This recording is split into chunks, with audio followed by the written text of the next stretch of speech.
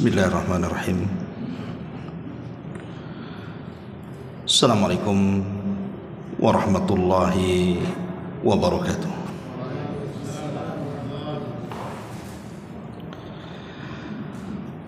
Alhamdulillah. Alhamdulillahilladzi bi ni'matihi tatimmus shalihat. Asyhadu an la ilaha illallah wahdahu rabbi la syarika lah. Wa asyhadu anna Muhammadan abduhu wa rasuluhu alladzi la nabiyya ba'dah. Wa qala Allah azza wa jalla fi muhkami tanzilihi ba'da a'udzu billahi minasy syaithanir rajim. Ya ayyuhalladzina amanu taqullaha haqqa tuqatih wa la tamutunna illa wa antum muslimun.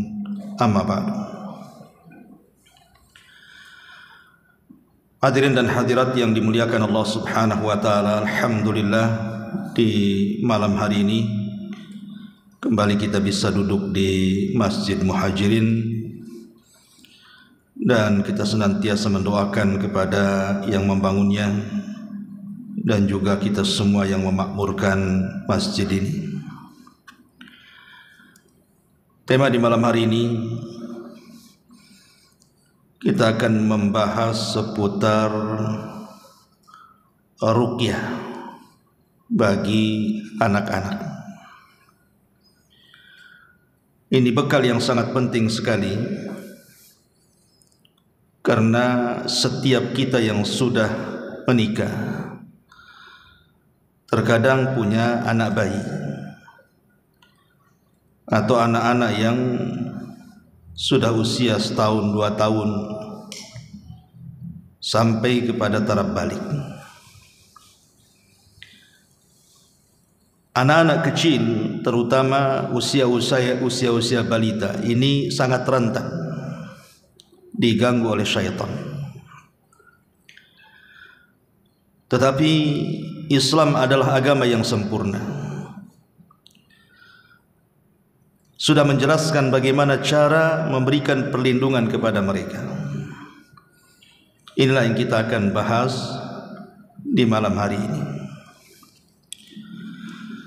Ma'asyiral muslimin yang dimuliakan Allah Subhanahu wa taala. Di dalam sebuah hadis yang dikeluarkan Imam Muslim dari hadis Abi Hurairah radhiyallahu anhu, Nabi sallallahu alaihi wasallam mengatakan, "Ma min mauludin yuladu illa nakhasahu syaitanu fayastahillu sarikha min nahsati syaitan illa ibna Maryam wa ummahu." Tidaklah seorang bayi yang dilahirkan kecuali setan akan menekannya atau menusuknya sehingga bayi itu akan berteriak dan menangis disebabkan tusukan itu, kecuali Nabi Isa bin Maryam dan ibundanya Maryam bintu Imran. Hadis ini dikeluarkan Imam Muslim.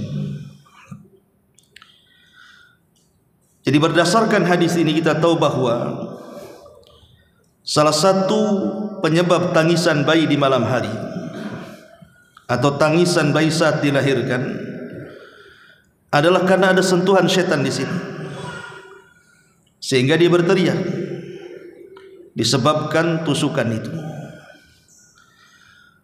Tapi tusukan itu tentu tidak memadaratkan si bayi, tidak. Akan tetapi tusukan itu hanya ingin memberitahu bahwa syaitan mengumandangkan genderang perang bahwa dia adalah musuhnya sampai kiamat. Jadi mulai brojol saja setan sudah mengumandangkan perang. Saya ini musuh, sambil ditusuk tuh lambungnya. Dari sini kita tahu bahwa permusuhan syaitan itu dari bayi kita sudah musuhan sampai kiamat dibangkitkan. Makanya kenapa kemudian Nabi SAW sangat menganjurkan sekali kepada kita apabila seorang suami istri melakukan hubungan intim untuk berdoa.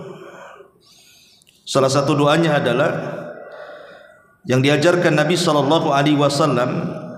Kata Nabi SAW, inna ahadakum idza ata ahlahu, salah seorang di antara kalian apabila mendatangi keluarganya, maksudnya hendak melakukan hubungan suami istri, wa qala, dan dia mengatakan bismillah Allahumma jannibna syaitan wa jannibish syaitan ma razaqtana, farazaqa waladan lam yadurrahu syaitan. Kemudian keduanya membaca bismillah dengan menyebut nama Allah. Ya Allah, jauhkan dari kami syaitan, dan jauhkan syaitan dari apa yang kau rizkikan kepada kami. Maka kalau Allah Subhanahu wa ta'ala berikan rizki seorang anak, maka syaitan tidak akan memadaratkannya. Maknanya anak ini kalau sudah besar tidak mudah disesatkan setan, dan kalaupun tergelincir akan diberikan taufik dan mudah bertobat. Lihat bagaimana Nabi SAW sudah mengantisipasi. Sebelum ada tusukan setan kepada bayi saat lahir, maka sebelum bayi itu tercetak dalam rahim seorang ibu, kita sudah berlindung kepada Allah. Allahumma jannibna syaitan wa jannibish syaitan ma razaqtana. Ya Allah, jauhkan syaitan dari kami dan jauhkan syaitan dari apa yang akan kau berikan rizki kepada kami, sehingga sekalipun bayi itu lahir kemudian ditusuk setan tidak akan madaratkan dia. Ma'asyiral muslimin yang dimuliakan Allah Azza wa Jalla, bahkan lebih daripada itu, Nabi SAW sampai mewanti-wanti kepada kita orang tua. Kata Nabi SAW, idza kana junhul laili aw amsaytum fakaffu sibyanakum fa inna syayatina tantashiru hina idin fa idza dhahabat sa'atun minal laili fakhalluhum wa aghliqul abwab wadhkuru ismallah fa inna syaitan la yaftahu baban mughlaqa. Kata Nabi SAW, jika gelapnya malam telah merayap datang atau waktu senja telah datang, maksudnya mendekati tenggelamnya matahari, waktu maghrib, maka tahanlah anak-anak kecil kalian, karena para syaitan mulai menyebar pada waktu itu. Dan jika telah berlalu satu waktu dari malam hari, artinya sudah sampai masuk isya, maka bolehlah kalian melepaskan mereka dan tutuplah pintu-pintu dengan menyebut nama Allah, karena setan tidak akan mampu membuka pintu yang ditutup. Dalam riwayat, hammirul aniyata wa auqiul askiyata wa ajibul abwaba wa aqfi'u sibyanakum indal masah fa inna lil jin intisharan wa khutfatan, rawahul Bukhari. Tutuplah tempat-tempat makan kalian, tutup rapatlah tempat-tempat minum kalian, tutuplah pintu-pintu kalian, dan janganlah anak-anak kalian ketika sore hari bersebaran atau bertebaran, karena sesungguhnya jin itu selalu berkeliaran dan melakukan penculikan. Bahkan Syekhul Islam Ibn Taimiyah menceritakan di zamannya pernah terjadi kepada seorang anak diculik jin, dibawa terbang ke langit.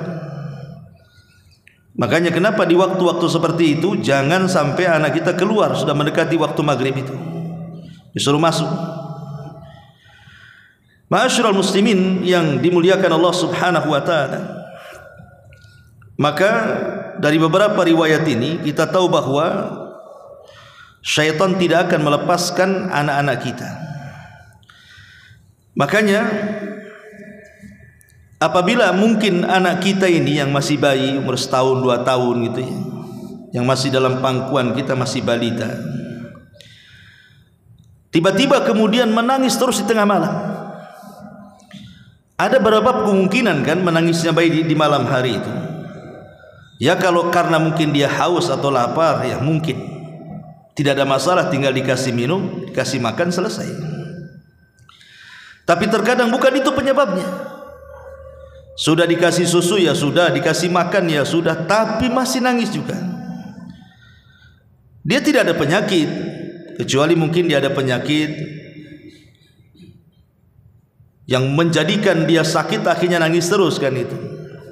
Kita tidak bicara soal penyakit atau soal lapar, tidak. Tapi bayi ini terus menangis, tidak ada hentinya, dan orang tua tidak bisa melerainya. Maka ini pernah terjadi di zaman Nabi SAW.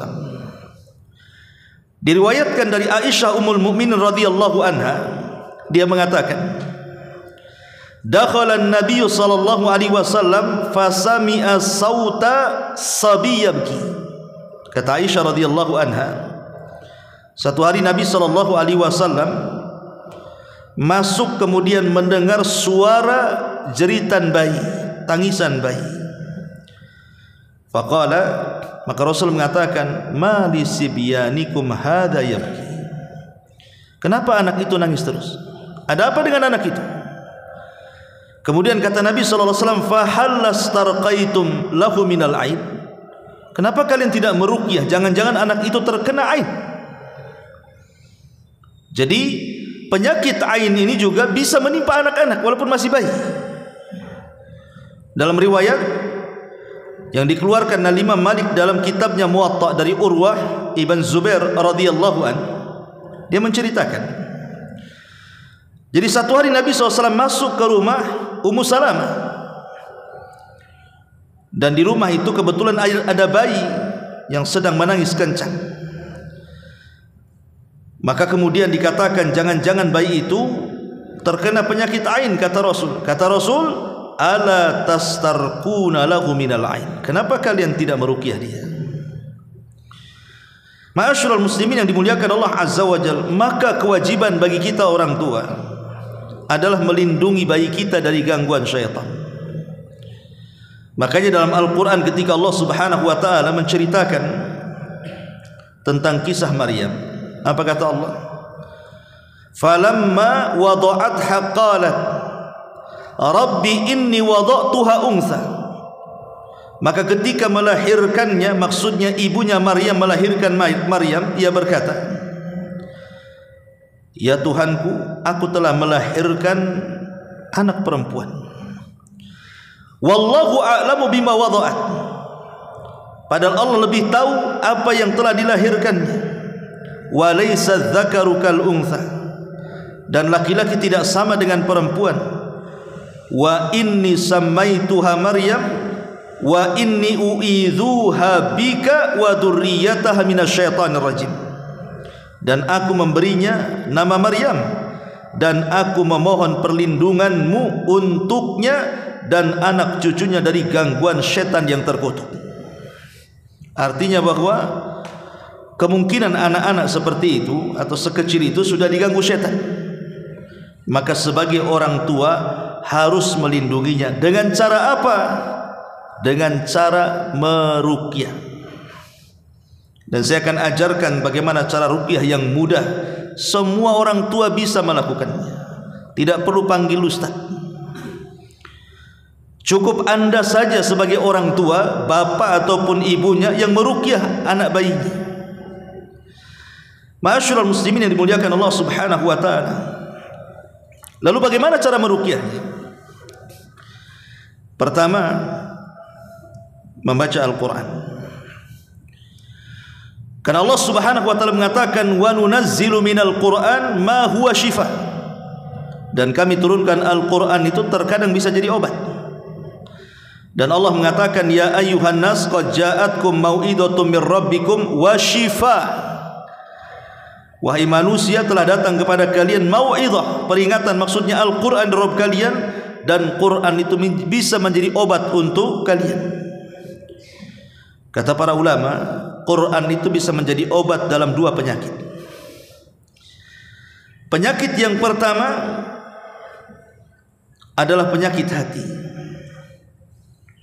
Dengan Al-Quran bisa hilang kejahilan, bisa hilang keraguan, bisa hilang penyakit-penyakit yang akan mengotori hati seperti hasad, dengki, dan yang semacamnya. Dan yang kedua, di sini pembahasannya, bisa mengobati al-amrad al-zahirah, sakit-sakit yang nampak karena gangguan setan dan begitu seterusnya, dengan cara diruqyah. Jadi intinya bahwa Al-Quran itu sebenarnya obat. Ayat apapun yang antum baca dalam Quran itu bisa menjadi ruqyah. Ayat apapun dalam Quran itu. Tetapi kalau seandainya kita mau membaca surat-surat tertentu yang sudah jelas-jelas fadilahnya, itu lebih baik lagi. Kalau seandainya kita membaca surat-surat tertentu yang jelas-jelas fadilahnya memang untuk melawan gangguan syaitan, maka itu lebih afdal. Seperti apa? Satu, surah Al-Fatihah. Saya kira seorang muslim jarang yang tidak hafal surah Al-Fatihah, karena surah Al-Fatihah itu dijadikan solat masalahnya. Kecuali mu'allaf baru masuk Islam. Ya kalau dari bayi Islam masa enggak hafal Al-Fatihah, ini kan keterlaluan kan itu. Semua orang pasti bisa baca Al-Fatihah. Ingat sebuah hadis yang dikeluarkan Imam Bukhari dari sahabat Abi Sa'id Al-Khudri radhiyallahu anhu. Jadi satu hari Abi Sa'id Al-Khudri ini dengan rombongannya kehabisan bekal. Kemudian masuk di sebuah perkampungan, maksudnya ingin dijamu karena habis bekalnya. Tapi rupanya satu kampung itu bakhil, tidak ada yang mau ngasih makan. Akhirnya rombongan Abu Sa'id Al-Khudri pun pergi dari kampung itu. Allah takdirkan pemimpin kampung itu tersengat kalajengking. Jadi tersengat kalajengking, sakit, demam. Maka orang-orang kampung mengatakan kepada para sahabat yang mau pergi dari situ, siapa di antara kalian yang bisa mengobati pemimpin kami? Akhirnya kemudian mereka mengatakan, ada, tapi syaratnya karena kalian tidak mau menjamu kami meminta 30 ekor kambing. Kalau kalian sediakan 30 ekor kambing, maka kami akan obati ketua suku kalian. Akhirnya kemudian setelah melakukan transaksi, kemudian sepakat, maka kemudian salah seorang sahabat mendekati kepala suku itu, kemudian membaca surah Al-Fatihah sambil meniup bagian yang tersengat kalajengking. Subhanallah, keajaiban datang, hilang pula sakitnya dan langsung sembuh. Sebagaimana perjanjian mereka harus memberi 30 ekor kambing kan.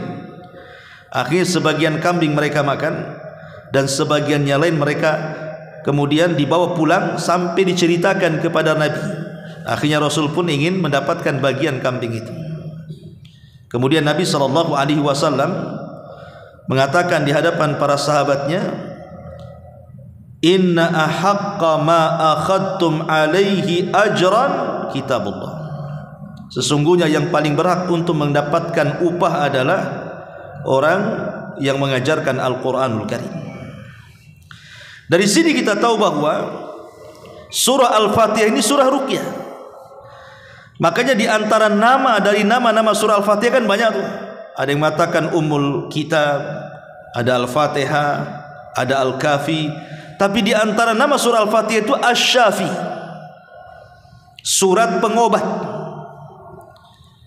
Dari mana penamaan surah Al-Fatihah itu dengan Asy-Syafiyah, surat pengobat? Karena Nabi SAW yang bersabda tentang surah Al-Fatihah, wa mayudrika annaha ruqyatun. Tidakkah kalian tahu bahwa Fatihah itu bisa dijadikan ruqyah? Makanya zaman dulu kan, zaman bahula gitu ya, orang-orang kampung itu terkadang mereka datang ke Pak Kiai minta air. Pak Kiai ini tidak ada yang dibaca kecuali Fatihah saja. tetapi bisa menyembuhkan. Karena memang surah Al-Fatihah itu surah ruqyah. Kan mudah kita pegang anak kita, kemudian kita pegang kepalanya atau pegang perutnya, kita baca surah Al-Fatihah saja kan. Itu kan ruqyah yang sangat mudah sebenarnya. Ditambah-tambah kemudian setelah surah Al-Fatihah Anda baca surah Kursi. Ayat Kursi apa? Karena ayat Kursi itu ayat yang paling agung di dalam Al-Quran. Sebagaimana disebutkan di dalam hadis Ubay bin Ka'ab radhiyallahu an, Nabi SAW mengatakan, ya Abal Mundhir, atadri ay ayati min kitabillah ma'aka a'zam. Wahai Aba Mundhir, tahukah ayat yang paling a'zam dalam Quran, yang paling agung dalam Quran? Maka beliau mengatakan, Allah wa rasuluhu a'lam, Allah dan Rasulnya yang tahu. Maka Rasul bertanya lagi, tahukah engkau wahai Aba Mundhir, wahai Ubay, ayat yang paling agung dalam Quran? Lagi-lagi dia mengatakan Allah wa rasuluhu a'lam. Sampai 3 kali Rasul bertanya, baru kemudian Ubay menjawab, Allahu la ilaha illa huwal hayyul qayyum, sampai selesai. Kemudian Rasul memukul dada Ubay dan mengatakan, wallah liyahni'akal ilmu ya Abal Mundhir, semoga Allah berikan kesemangatan untuk terus menuntut ilmu wahai Aba Mundhir. Dari sini kita tahu bahwa ayat Kursi itu ayat yang paling agung dalam Quran. Bayangkan ayat yang paling agung dalam Quran dibacakan kepada bayi yang sedang diganggu syaitan. Apa enggak ngacir itu setan? Makanya satu-satunya ayat yang sangat ditakuti syaitan adalah ayat Kursi. Dan itu sesuai dengan pengakuan setan sendiri. Ketika Abu Hurairah radhiyallahu an dipercaya Nabi SAW untuk menjaga pembendaharaan Baitul Mal di bulan Ramadan, tiba-tiba ada yang nyuri, kemudian ditangkap, tetapi dengan alasan dia berhajat kepada makan itu dilepas. Besoknya mencuri lagi, kemudian dilepas lagi, sampai 3 kali. Ketiga kalinya Abu Hurairah mengatakan, oh tidak bisa, kamu sudah 3 kali mencuri masalahnya. Baik, aku akan bawa kau kepada Nabi SAW. Tiba-tiba mencuri ini mengatakan, da'ni u'allimuka kalimat. Ya Abu Hurairah, maukah kau lepaskan aku, dengan imbalan aku akan ajarkan kepadamu beberapa kalimat. Kemudian kata Abu Hurairah, mahi, apa itu kalimat yang kau akan ajarkan kepadaku? Maka orang ini mengatakan, idza awaita ila firashika faqra ayatal kursi, Allahu la ilaha illa huwal hayyul qayyum ila akhir. Fa innaka lan tazala 'alaika minallah hafizun wa la yaqrabannaka syaitanun hatta tusbiha. Ya Abu Hurairah, apabila engkau menuju pembaringanmu, maka bacalah ayat Kursi, Allahu la ilaha illa huwal hayyul qayyum. Kalau engkau membaca ayat ini kemudian engkau tidur, engkau akan terus dijaga Allah dan tidak ada satupun setan yang akan mendekati. Kemudian Abu Hurairah melepas orang ini. Keesokan harinya bercerita kepada Rasul. Kata Nabi SAW, ya Abu Hurairah, orang yang semalam kau tangkap tahu siapa dia? Tidak tahu wahai Rasul. Kata Nabi, itulah syaitan. Setan yang mengajarkan kamu ayat Kursi itu. Sadaqaka wa huwa kadzub. Dalam masalah ini dia benar ngomong sama kamu, tapi dia itu pendusta, kata Rasul. Khusus masalah ini benar, tapi yang lainnya pendusta. Lihat bagaimana setan membocorkan rahasia kan. Ayat yang paling ditakuti mereka ayat Kursi itu. Setan sendiri yang membocorkan rahasianya. Makanya kalau kita kemudian meruqyah bayi kita yang sedang nangis terus di malam hari, pegang bayi itu, kemudian kita baca surah Al-Fatihah, kemudian baca ayat Kursi, dan lebih bagus lagi tambah dengan muawwidhataini, dengan 2 surat perlindungan, Qul a'udzu birabbin nas dan Qul a'udzu birabbil falaq. Karena ada hadis dari Nabi SAW, hadis dari Abi Sa'id Al-Khudri radhiyallahu anhu, anna Nabi SAW kana yata'awwad min a'yunil jan wa 'ainil ins wa 'ainil insan, falamma nazalatil muawwidhatani akhadha bihima wa taraka ma siwahuma. Nabi selalu meminta perlindungan dari mata-mata jahat dari kalangan syaitan dan mata-mata jahat manusia. Ketika kemudian turun 2 surat perlindungan ini, maka dia terus membaca 2 surat perlindungan dan meninggalkan yang lainnya. Dalam riwayat Ibnu Abbas radhiyallahu anhu, dalam riwayat Ibnu Abis al-Juhani dari Nabi SAW, dia mengatakan, ya ibn Abis, ala ukhbiruka bi afdali ma yata'awwadu bihil muta'awwidun. Wa ibn Abis, kata Rasul, maukah kuhabarkan kepadamu sebaik-baik perlindungan bagi orang-orang yang mencari perlindungan dari syaitan? Maka kata Ibnu Abis mengatakan, bala ya Rasul, tentu wahai Rasul. Maka Rasul mengatakan, kul a'udzu birabbil falaq wa kul a'udzu birabbin nas hataini surataini. Maka bacalah kul a'udzu birabbin nas dan kul a'udzu birabbil falaq. Itulah seafdol-afdolnya perlindungan dari syaitan. Ya, kata Nabi SAW, seafdol-afdolnya perlindungan dari syaitan. Makanya Nabi SAW itu tidak pernah meninggalkan 2 surat ini dibaca setiap sebelum tidur. Habis dibaca diucap-ucap dari atas kepala sampai kaki untuk melindungi dari syaitan. Itu Nabi melakukannya. Harusnya kita lebih daripada Nabi SAW karena kita tidak ada jaminan masalahnya. Ya. Kemudian kalau bisa juga ditambah dengan 1 surat lagi, suratul Ikhlas. Surah Qul huwallahu ahad, Allahus samad, lam yalid walam yulad walam yakul lahu kufuwan ahad. Karena surah Al-Ikhlas ini adalah, kalau kita baca, kita mendapatkan 1/3 daripada Al-Quran. Seolah-olah kita baca surah Al-Ikhlas ini sudah membaca 1/3 dari Al-Quran. Luar biasa. Berarti cukup dari Quran baca Al-Fatihah, kemudian baca ayat kursi, kemudian baca Qul a'udzu birabbin nas, baca Qul a'udzu birabbil falaq, kemudian baca Qul huwallahu ahad. Ini sudah cukup. Saya kira semua hafal. Ya, ini kan ayat-ayat dan surat-surat yang mudah. Lalu ketika kita membaca itu bagaimana caranya? Ya. Ada 3 cara yang disebutkan para ulama. Pertama, qira'atuhuma ala abnaika ma'a mashi ajsadihim fi asna'il qira'ah. Pertama, ketika kita membaca surat dan ayat tadi itu, surah Al-Fatihah, Muawwidzatain dan Qul huwallahu ahad serta ayat kursi itu, sambil kita baca, kita usap-usap anak kita dari kepala, badan, kaki, diusap-usap saja sambil baca. Ini cara yang pertama. Cara yang kedua, qiraatul muawwidataini bainal kaffaini, atau membaca surat-surat itu termasuk juga muawwidataini dengan menggunakan kedua telapak tangan sambil begini. Sambil kita baca seperti ini. Membaca Fatihah, ayat kursi, muawwidataini, Qul huwallahu ahad. Ya, sambil ditiup. Ya, ditiup-tiup tangannya ini. Kemudian setelah ditiup-tiup dengan mengeluarkan sedikit ludah kita.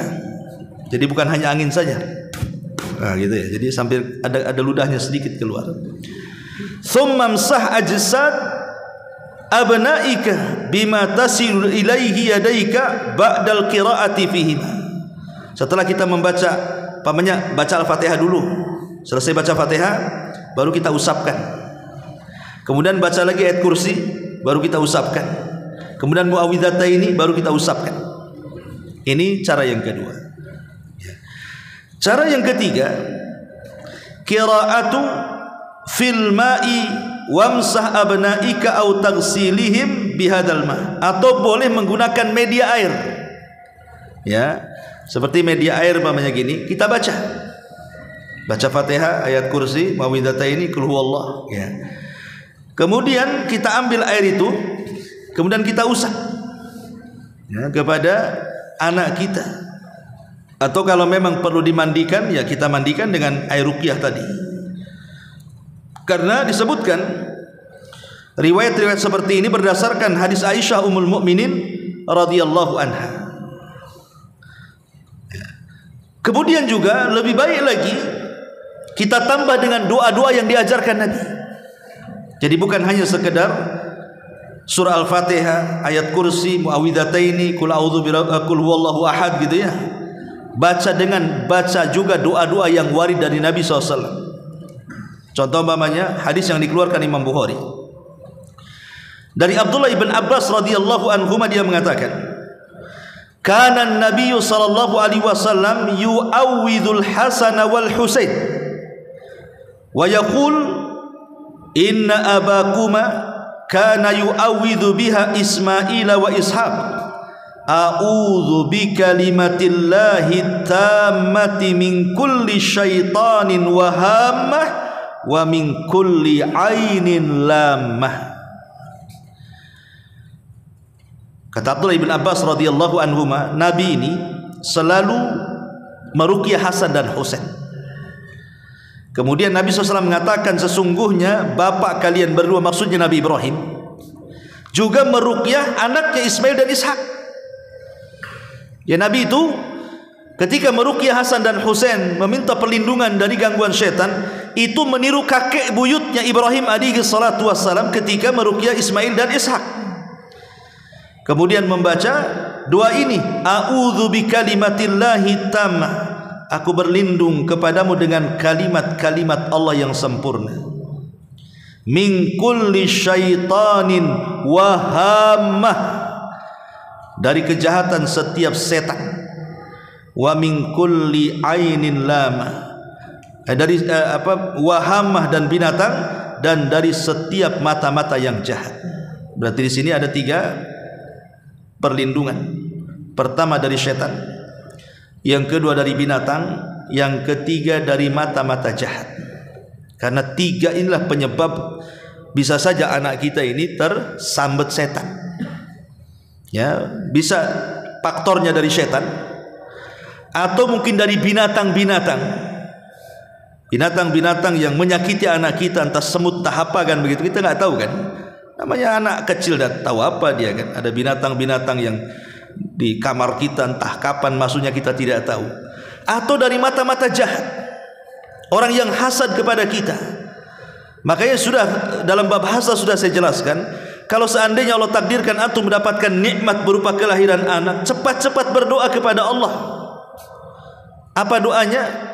Minta keberkahan supaya melawan hasad dengan lawannya. Ketika hasad ingin menghilangkan nikmat kita, maka doa berkah itu justru menambah nikmat. Ya.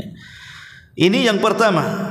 Jadi antum bisa membaca, setelah membaca Al-Fatihah, kemudian ayat kursi, kemudian muawwidhataini, kemudian suratul Ikhlas, antum bisa tambah dengan a'udzu bikalimatillahi tammati min a'udzu bikalimatillahi tammah min kulli syaitanin wa hammah wa min kulli ainin lammah. Itu sebagaimana Rasul meruqyah Hasan dan Husain. Ataupun kalau mau doa yang diucapkan Jibril ketika meruqyah, doa-doa malaikat Jibril. Seperti hadis Abi Sa'id Al-Khudri radhiyallahu an, jadi Jibril satu hari datang kepada Nabi sallallahu alaihi wasallam dan mengatakan, ya Muhammad ishtakaita, wahai Muhammad, ada sesuatu yang menyakitimu? Maka Rasul mengatakan, naam ya. Maka Jibril kemudian meruqyah Rasul dan mengatakan, bismillahi arkik min kulli syai'in yu'dhik min syarri kulli nafsin aw ainin hasidin Allahu yashfik bismillahi arkik. Dengan nama Allah aku meruqyahmu wahai Muhammad dari segala sesuatu yang menyakitimu dan dari setiap jiwa atau pandangan yang dengki kepadamu. Semoga Allah menyembuhkan penyakitmu. Dengan nama Allah aku meruqyahmu. Nah, bisa juga menggunakan lafaz ini, bismillahi arqiq min kulli syai'in yu'dhik min syarri kulli nafsin aw ainin hasidin Allahu yashfik bismillahi arqiq. Ini ruqyahnya Jibril. Kemudian yang kedua, ruqyahnya Jibril juga. Dari Aisyah radhiyallahu anha, dia mengatakan, "Kana idza ishtaka Rasulullah sallallahu alaihi wasallam raqahu Jibril." Rasul itu kalau ada merasakan sesuatu yang enggak enak dalam dirinya, maka Jibril akan datang dan meruqyahnya. Lah salah satu ruqyah Jibril kepada Rasul adalah doanya, Allahumma yubrik min kulli da'in yashfik wa min syarri hasidin idza hasad wa min syarri kulli dhi ainin. Dengan nama Allah yang menciptakanmu, dialah yang menyembuhkan dari segala macam penyakit dan dari kejahatan pendengki ketika dia mendengki, serta segala macam kejahatan sorotan mata jahat semua makhluk yang memandang dengan kedengkian kepadamu. Ini juga diantara doa ruqyahnya Jibril, Allahu yubrik min kulli da'in yashfik min syarri hasidin idza hasad wa min syarri kulli dhi ain. Atau yang ketiga, ini masih doanya Jibril juga. Apabila meruqyah Nabi SAW, maka beliau mengajarkan kepada Rasul, Bismillahi turbatu ardina biriqati ba'dina yashfi sakimuna biidni rabbina. Dengan nama Allah, tanah bumi kita dengan ludah sebagian kita disembuhkan orang sakit kita dengan izin Rabb kita. Ini juga diantara doa-doa yang diajarkan malaikat Jibril saat meruqyah. Atau mungkin doa-doa yang ma'ruf, ya, seperti mamanya Nabi SAW mengajarkan doa, Allahumma rabban nas adhibil ba'sa ashfi anta syafi la shifaa illa shifauka shifaan la yughadiru saqama. Ini juga hadis Bukhari Muslim. Ini yang banyak dihafal peruqyah biasanya. Allahumma rabban nas adhibil ba'sa ashfi anta syafi la shifa illa shifauka shifaan la yughadiru saqama.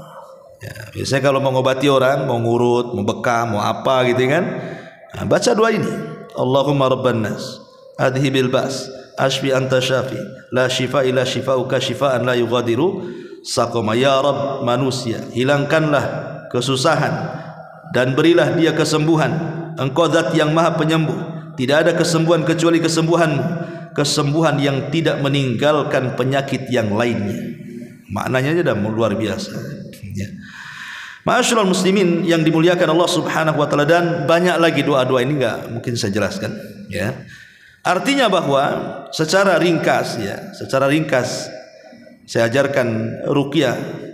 Sebenarnya ruqyah seperti ini bukan untuk anak-anak saja. Cara seperti ini untuk siapa saja bisa. Cuman maksudnya saya khususkan untuk anak-anak ini karena terkadang ada orang tua di malam hari panik dia. Anaknya nangis rewel luar biasa, panik. Ada apa dengan anak saya? Sudah dikasih susu tetap juga dia nangis, dikasih makan tetap juga nangis. Kadang-kadang nangisnya itu melampau. Kata para ulama, ada dua kemungkinan. Jadi anak yang nangis tengah malam itu ada dua kemungkinan. Kemungkinan dia diganggu setan. Kemungkinan diganggu setan. Atau mungkin dia tidak diganggu setan, orang tuanya yang diganggu setan terimbas kepada anaknya. Jadi dua kemungkinan saja. Mungkin orang tuanya yang terimbas kepada anaknya, atau anaknya yang diganggu setan. Makanya di sini perlunya kita meruqyah, pandai meruqyah itu. Dan semua orang bisa meruqyah. Semua orang kita bisa meruqyah hanya dengan membaca seperti itu. Membaca Al-Fatihah, ayat kursi, muawwidhataini, qul a'udzu birabbin nas, qul a'udzu falaq, qul huwallahu ahad. Kalau mau tambah dengan doa yang tadi diajarkan Nabi SAW lebih baik lagi. A'udzu bikalimatillahi tammah min kulli syaitan wa hama wa min kulli ainin lama. Atau Allahumma rabban nas adhibil ba'si ashfi anta syafi la shifa illa shifauka shifaan la yughadiru saqama. Kan senang aja tinggal dihafal, ya. Ma'asyiral muslimin yang dimuliakan Allah Subhanahu wa taala, tentu ketika meruqyah juga ada adab-adabnya, ya. Pertama harus ada keikhlasan. Saat meruqyah itu harus ikhlas lillahi ta'ala, karena Allah Subhanahu wa ta'ala. Makanya kalau kita meruqyah diri sendiri atau anak kita, pasti keikhlasannya akan muncul, kan. Tapi kalau antum manggil orang, antum yakin orang yang meruqyah itu ikhlas? Hah? Jangan-jangan dia mengharap upah antum. Untuk menguji orang yang meruqyah itu, jangan kasih duit dia. Nanti panggil lagi 2 kalinya, datang nggak dia? Kalau tak datang berarti tak ikhlas. Dia karena ingin duit saja. Apakah orang ikhlas berpengaruh? Kan jadinya seperti itu jadinya. Makanya kalau kita ini belajar ruqyah, meruqyah diri sendiri atau anak kita atau saudara kita, pasti ikhlas, kan itu anak kita masalahnya. Ya. Ini yang pertama, harus ada keikhlasan. Yang kedua, yakini bahwa yang menyembuhkan itu bukan baca Qur'annya, bukan Fatihahnya, bukan ayat kursinya, bukan muawwidhatainya, bukan surah Ikhlasnya, bukan doa-doanya yang tadi saya ajarkan. Tapi yakini yang menyembuhkan Allah Subhanahu wa taala. Bacaan itu hanya wasilah saja. Wasilah saja. Karena ada orang-orang yang sudah menjadi profesi seorang peruqyah. Kesalahannya itu, ya, seolah-olah dia punya kekuatan yang bisa mengusir setan. Seolah-olah dia punya kedikjayaan yang bisa mengusir setan. Dan itu prasangka bagi orang-orang yang diruqyah. Bahwa kalau ustaz ini yang meruqyah ini hebat kali dia ruqyahnya. Bacanya mantap. Baru baca bismillah aja dah ngacir itu setan. Yang menyembuhkan itu Allah, bukan peruqyah. Peruqyah itu wasilah saja. Dia tidak punya kekuatan apapun. Kekuatan itu hanya milik Allah. La haula wala quwata illa billah. Tidak ada daya dan kekuatan kecuali milik Allah Subhanahu wa taala. Ya. Kemudian yang ketiga, tentu syarat-syarat ruqyah harus tahu kan, harus dari Al-Qur'an ataupun dari doa-doa yang warid yang sahih dari Nabi SAW, atau menggunakan nama-nama Allah dan sifatnya, dan harus dipahami maknanya. Kalau bisa berbahasa Arab dan dipahami maknanya, ya tidak mesti bahasa Arab, yang penting dipahami maknanya dan intinya tidak keluar dari tauhid. Karena ada orang yang kemudian meruqyah itu dengan selain daripada bahasa Arab, entah bahasa daerah, dan tidak bisa dipahami maknanya, kemudian tidak mau diperdengarkan bacaannya. Ini kan bahaya. Ngeruqyah itu harus dikeraskan bacaannya. Nggak bisa kayak gitu. Harus keras bacaannya. Dikeraskan dari Quran, dari hadis, dari nama-nama Allah, dipahami maknanya kan itu, dan diyakini bahwa yang menyembuhkan Allah. Ini kalau tidak seperti ini, itu ruqyah bid'ah namanya. Ya, umpamanya pakai bahasa-bahasa daerah gitu ya, apalagi kemudian jelas-jelas dia memanggil-manggil jin. Mambang air, mambang ini, mambang itu, semua mambang dipanggil. Nah, ini jelas ini tidak boleh. Dia manggil jin kan itu. Tapi kalau sudah, oh ini Quran, keras bacaannya, jelas surat dan ayat yang dibacanya, dia sedang meruqyah namanya. Ya, atau mungkin secara umum Al-Quran. Kalaupun tidak hafal ini, ayat-ayat yang lain juga bisa. Semua ayat Quran itu bisa jadi ruqyah. Semua ayat Quran itu bisa jadi ruqyah. Cuman kalau tadi saya katakan, kalau menggunakan ayat-ayat dan surat-surat tertentu yang jelas keutamaannya, itu lebih afdol saja. Bukan berarti ayat yang lain tidak bisa jadi ruqyah, bisa. Karena secara umum itu Al-Quran adalah penyembuh. Ma'asyiral muslimin yang dimuliakan Allah Subhanahu wa taala.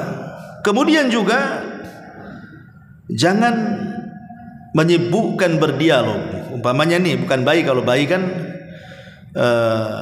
kadang-kadang susah berdialog, ya.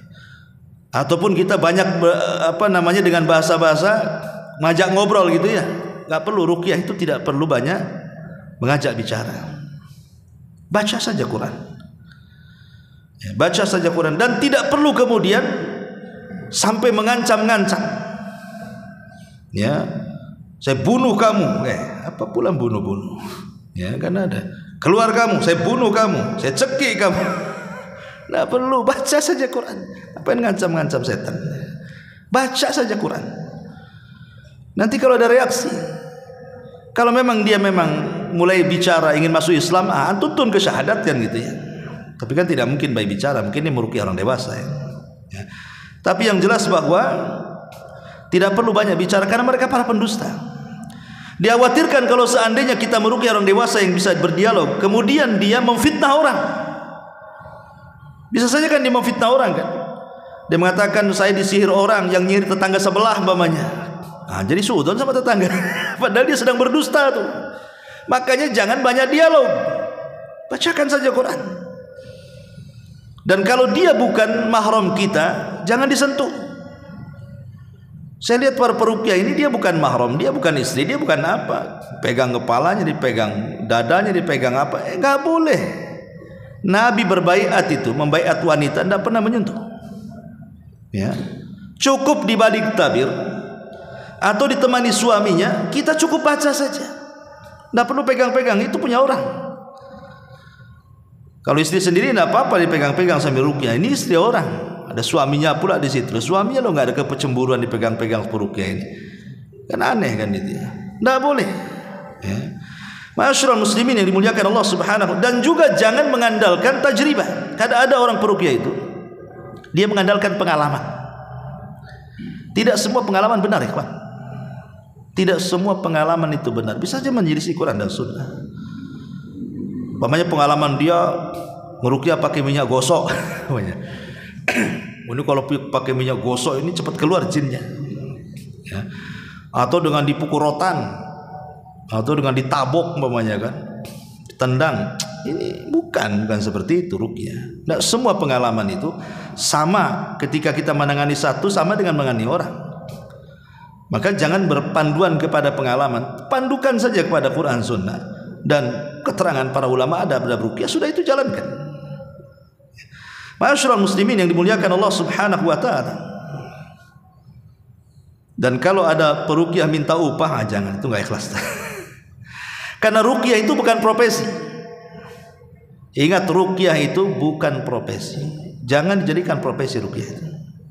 Ruqyah itu wa ta'awanu 'alal birri wat taqwa. Kalau seandainya diberikan upah, alhamdulillah. Kalau tidak pun ya sudah, kita dapat pahala dari setiap bacaan satu huruf itu 10 pahala kita dapat. Belum lagi nolong orang, dapat pahala lagi. Dan Allah pasti akan berikan rezeki dari arah yang lainnya yang tidak disangka-sangka dia. Karena Nabi yang mengatakan, apa kata Nabi SAW? Ahabbul a'mal ilallah sururun tudkhiluhu ala qalbi muslim. Ya. Amalan yang paling dicintai Allah Subhanahu wa taala adalah memasukkan kebahagiaan kepada orang lain. Ketika kita membantu orang lain dengan meruqyah, akhirnya sembuh, kemudian dia bahagia, al jaza min jinsil amal. Allah akan memberikan kebahagiaan kepada kita. Sebagaimana kita menanamkan kebahagiaan kepada orang, Allah akan tanamkan kebahagiaan kepada kita. Yakin itu. Ya. Kita harus yakin kalau kita nolong orang, pasti Allah tolong kita. Tidak di dunia, di akhirat. Man nafasa kurbatan, man nafasa musliman kurbatan, nafasallahu kurbatan yaumal qiyamah. Barang siapa yang menghilangkan kesulitan di dunia bagi seorang muslim, Allah hilangkan kesulitan dia pada hari kiamat. Ma'asyiral muslimin yang dimuliakan Allah Azza wa Jalla, intinya bahwa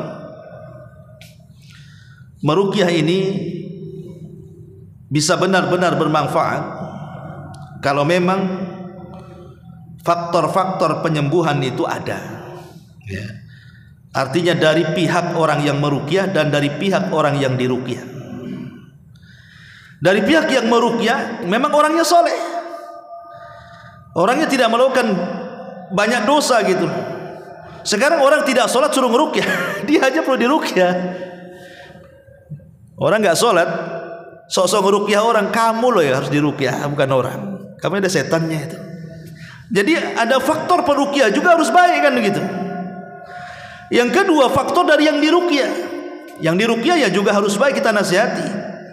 Nanti habis diruqyah ini suruh lebih baik lagi, lebih soleh lagi, suruh rajin lagi sholatnya, jauhi kesyirikan, jauh bid'ah, pokoknya kasih nasihat dia. Kalau dua faktor ini terjadi, maka insya Allah pengobatan itu manfaat. Karena ruqyah ini adalah sesuatu yang ajaib, ikhwatu fiddin. Sesuatu yang ajaib. Quran ini membawa keajaiban. Terkadang banyak orang-orang yang sudah ditangani rumah sakit, dokter-dokter dan begitu seterusnya, mereka sudah angkat tangan, tidak tahu apa lagi yang harus dilakukan karena mungkin penyakitnya kronis. Tapi kemudian ketika dia beralih kepada membaca Al-Quran dan diniatkan sebagai penyembuhan, Allah takdirkan dia sembuh. Itu, dan itu banyak kejadian seperti itu. Sekali lagi, maka jangan pernah remehkan ruqyah ini, terutama ruqyah mandiri. Tapi pembahasan malam ini maksudnya kalau memang ada anak kita nangis tengah malam jangan sepelekan. Tangisan anak itu jangan disepelekan. Bisa saja karena gangguan setan. Makanya saya ajarkan ruqyah yang mudah, baca Fatihah, baca ayat kursi, muawwidhataini sama qul huwallahu ahad sambil diusap-usap. Insyaallah biidznillah ya, kita dengan yakin dan tauhid kita kepada Allah, insyaallah anak kita dijauhkan dari gangguan setan. Wallahu a'lam bishawab. Ini saja yang bisa sampaikan, mudah-mudahan ada manfaatnya. Subhanallah bihamdika asyhadu an la ilaha illa anta astaghfiruka wa atubu ilaik. Allahu taala alam. Assalamualaikum warahmatullahi wabarakatuh.